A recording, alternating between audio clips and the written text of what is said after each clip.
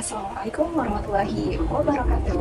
Selamat datang dalam video presentasi kami dengan topik mengenai pengolahan limbah cair pada perusahaan pangan dan minuman di Semarang. Tak kenal maka tak sayang. Sebelumnya, perkenalkan nama saya Amalia Mumtazah, mahasiswa Teknik Lingkungan angkatan 2022 dengan NIM 2208106022. Perkenalkan, saya Almuna Maroh, mahasiswa Teknik Lingkungan UI Wali Songo angkatan 2022 dengan NIM 2208106016.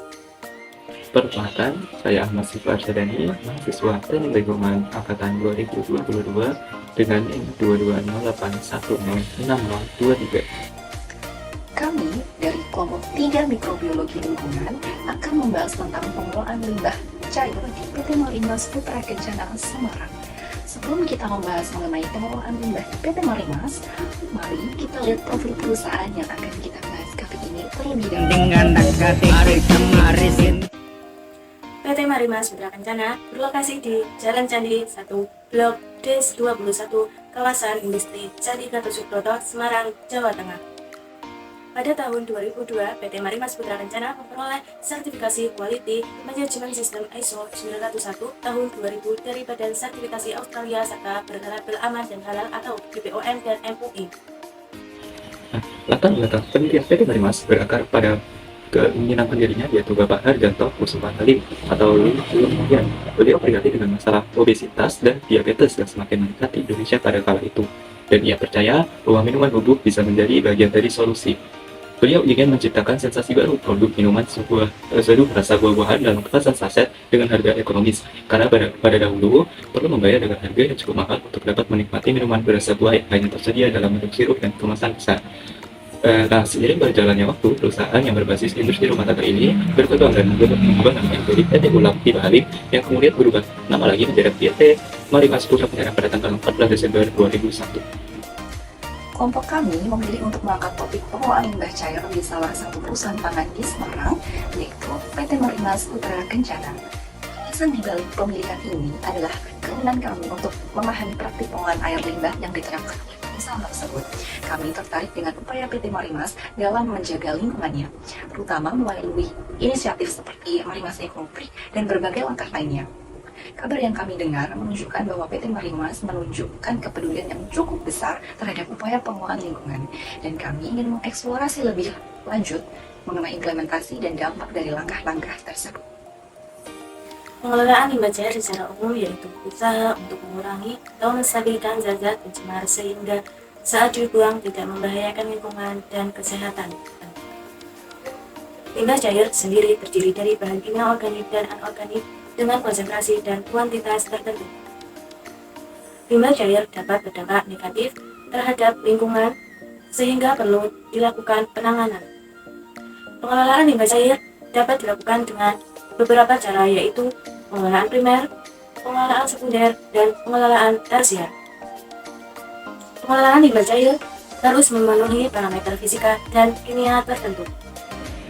Selanjutnya, saya akan membawakan sumber limbah cair pada PT Marimas Putra Kencana yang meliputi air sisa pencucian alat, sanitasi gedung, toilet, dan sanitasi mesin. Dalam hal penanganan limbah cair di PT Marimas Putra Kencana dilakukan oleh Departemen Pengendalian Lingkungan di unit pengolahan air limbah. Air sisa pencucian dan sanitasi akan dialirkan ke instalasi pengolahan air limbah atau IPAL dengan menggunakan pipa-pipa.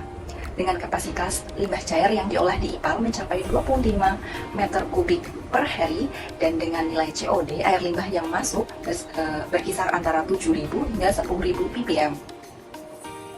Nah, dalam pengolahan limbah, PT Marimas memiliki serangkaian proses yang dijelaskan pada diagram air berikut. Di diagram berikut ini dapat dilihat bahwa proses yang pertama adalah influen yang dilakukan dengan screening, lalu ekualisasi, netralisasi, dilanjut lagi koagulasi dan flokulasi, yang akan dilanjutkan proses aerasi, lalu clarifier biology, filtrasi, biokontrol, dan yang terakhir adalah influen. Dari gambar sebelumnya dapat dijelaskan bahwa air limbah berasal dari keluaran rangkaian pipa yang akan disaring untuk memisahkan kotoran seperti lakban dan plastik. Air limbah yang dihasilkan bersifat asam pada pH 4-5 Air limbah yang telah disaring akan masuk pada proses akualisasi dengan tujuan untuk menyaring kotoran yang tidak larut. Akualisasi ini dilengkapi dengan blower untuk mempermudah penyaringan. Air limbah yang bersih dari kotoran akan disterilisasi dengan penambahan hidrat air sebagai penetral pH dan koagulan. Pada proses koagulasi dan koagulasi dihasilkan endapan.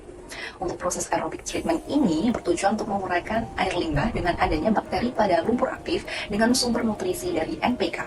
Dan pada proses aerasi ini berlangsung selama 4 hingga 5 hari dengan luas bak sekitar 100 meter kubik.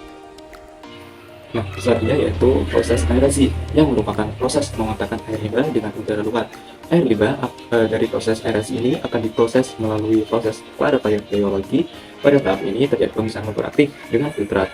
Nah, lumpur aktif yang dihasilkan akan dikeringkan pada dry bed dan filtrat akan melalui bak filtrasi yang berisi batu koral pada bagian dasar, ijuk zeolit, dan karbon aktif di bagian atas. Air limbah yang telah difiltrasi kemudian dialirkan menuju bak kontrol atau fish pond yang berfungsi untuk menampung air hasil wastewater treatment, dan di dalamnya terdapat jenis ikan yang cukup sensitif dengan perubahan lingkungan perairan, yang mana digunakan sebagai indikator apakah air limbah yang sudah diproses tersebut layak untuk dibuang ke lingkungan atau belum.